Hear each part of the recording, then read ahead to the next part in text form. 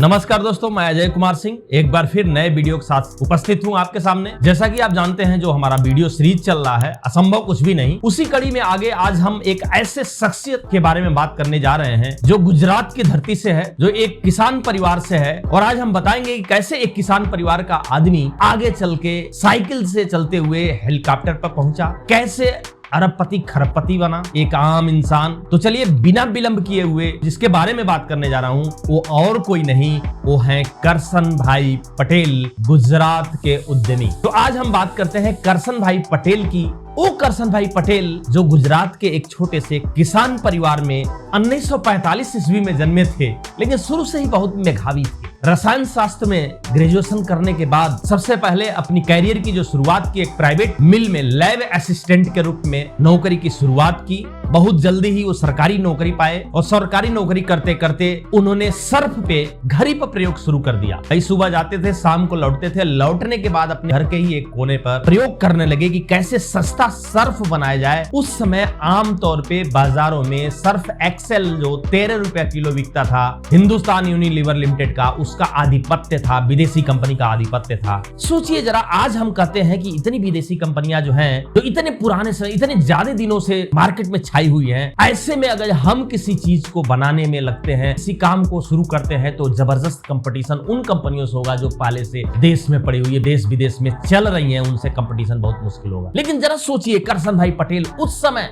जब Surf Excel, Hindustan Unilever Bharat के क्या विश्व के कई देशों में बहुत तेज रफ्तार पकड़ी हुई थी, उस समय करसन भाई पटेल ने हिम्मत जुटाया सर्फ बनाने की। और 1969 ईस्वी में इन्होंने एक ऐसे सर्फ बाजार में लाया जिसको बाद में नाम दिया गया निरमा। और वो भी एक कहानी है, उनकी एक बेटी हुआ करती थी जिसका नाम था निरुपमा। निरुपमा कार एक्सीडेंट में निरुपमा का डेथ हो जाता है, और जब निरुपमा का डेथ होता है तो करसन भाई पटेल बहुत परेशान होते हैं, क्योंकि उनकी जो बेटी थी बहुत प्यारी थी। वहीं पे कसम खाते हैं कि मुझे अपने बेटी को अमर कर देना है। तो निरुपमा को घर पर बोलचाल के भाषा में प्यार से निरमा कहते थे। तो जो अपना सर्फ करसन भाई पटेल जी ने जो बनाया, उस सर्फ का नाम रख दिया निरमा वॉशिंग पाउडर 1969 ईस्वी। और 1969 ईस्वी में सर्फ बनाया, खुद घर पे बनाते थे, खुद पैक करते थे, और खुद जब ऑफिस के लिए निकलते थे तो साइकिल से सर्फ झोले में रख के और लोगों के घर दरवाजा खटखटा कर और सर्फ बेचा करते थे। लेकिन जरा सोचिए कि जब बहुत देसी कंपनियां मार्केट पर छाई हुई थी, सर्फ एक्सेल मार्केट पर छाया हुआ था, 13 रुपए किलो सर्फ, ऐसे में करसन भाई पटेल ने अपना सर्फ लाके और कैसे बाजार में बेचना शुरू किया। जरा सोच लीजिए कितना कठिन काम होगा। साइकिल से घूम घूम घर घर दरवाजा खटखटाते थे और कहते थे कि ये है मेरा सर्फ। उस समय 3.5 रुपए में अपने निरमा सर्फ को बेचना शुरू किया। 13 रुपया मार्केट का सर्फ था, इनका सर्फ 3.5 रुपया था। उसके बाद भी बहुत मुश्किल से बिकता था, लेकिन करसन भाई पटेल को बेचना आता था, बनाना आता था। करसन भाई पटेल ने दरवाजा खटखटा के कहता था कि यदि ये सर्फ आपको पसंद नहीं है तो पूरा का पूरा पैसा मैं वापस करूंगा, क्वालिटी पसंद नहीं है तो मैं पूरा का पूरा पैसा वापस कर दूंगा, आप पहले यूज करिए फिर विश्वास करिए। इस तरह धीरे धीरे करसन भाई पटेल शुरू करते हैं, और मात्र 3 सालों में करसन भाई पटेल यानी 1972 ईस्वी में नौकरी को रिजाइन करते हैं और अहमदाबाद में एक छोटी सी दुकान लेते हैं और उस दुकान से अपने बिजनेस का शुरुआत करते हैं। धीरे धीरे बहुत जल्दी गुजरात में इनका जो ब्रांड, निरमा ब्रांड था, वो पॉपुलर हो जाता है। करसन भाई पटेल बहुत तेज गति से पूरे भारत में छाने लगे और उस बहुत देसी कंपनी हिंदुस्तान यूनिलीवर लिमिटेड को पछाड़ने लगे, और धीरे धीरे पूरे भारत में इनका कारोबार फैलने लगा। लेकिन एक दौर ऐसा आया जब इनके जो होलसेलर थे, इनके जो स्टॉकिस्ट थे, सामान तो ले लेते थे, सर्फ तो ले लेते थे, लेकिन पैसा नहीं देते थे। और बहुत जल्दी इनके सामने समस्या आ गया पैसे की। क्यों? क्योंकि मार्केट में माल डंप और पैसा, इनके जो स्टॉकिस्ट, होलसेलर, डिस्ट्रीब्यूटर जो थे पैसा ही नहीं दे रहे थे, बेच भी रहे थे तो भी बहानाबाजी कर रहे थे। उस समय करसन भाई पटेल ने एक जबरदस्त निर्णय लिया, 2 निर्णय लिया। एक तो निर्णय लिया कि बहुत जल्दी अपने जो भी उनके संगठन के लोग थे उनका बैठक बुलाए और रातों रात पूरे भारत से अपना पूरा का पूरा स्टॉक वापस करा। जहां भी जो भी पैसा नहीं दिया, सारा स्टॉक वापस करा के अहमदाबाद में डंप करा दिया। पहला निर्णय। दूसरा निर्णय इन्होंने क्या किया कि दूसरा निर्णय, उस समय नई नई टीवी आई हुई थी, टीवी रेडियो पर अपना ऐड शुरू किया, और उस ऐड का नाम जैसा आप जानते हैं कि वॉशिंग पाउडर निरमा, सबकी पसंद वॉशिंग पाउडर निरमा।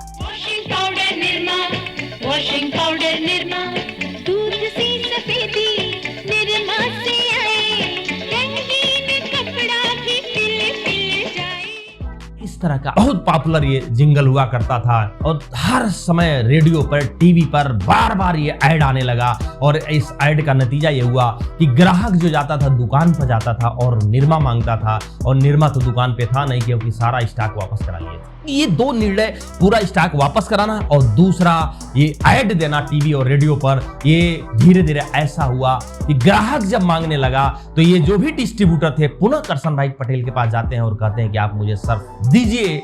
करसन भाई कहते हैं कि एक ही शर्त है, कैश ऑन डिलीवरी हम देंगे, आप एक हाथ से माल लो दूसरे हाथ से पैसा दो। तो कैश ऑन डिलीवरी शुरू किए, क्यों? क्योंकि मांग मार्केट में बढ़ चुका था, इसलिए इनके डिस्ट्रीब्यूटर उठाने लगे और इस तरह धीरे धीरे जबरदस्त सेल होने लगा और पूरे भारत में निरमा छा गया। 1985 ईस्वी में मोस्ट पॉपुलर ब्रांड का अवार्ड इस निरमा को मिलता है और बहुत जल्दी एक निरमा सर्फ था पूरे भारत में छा गया और पूरा तहलका मच गया और करसन भाई पटेल उस बहुउद्देशीय कंपनी को सुपरसीड कर दिए। एक समय ऐसा आया सन 2004 का दौर जब 8 लाख टन निरमा सर्फ का उत्पादन करके करसन भाई पटेल ने वर्ल्ड रिकॉर्ड बना दिया।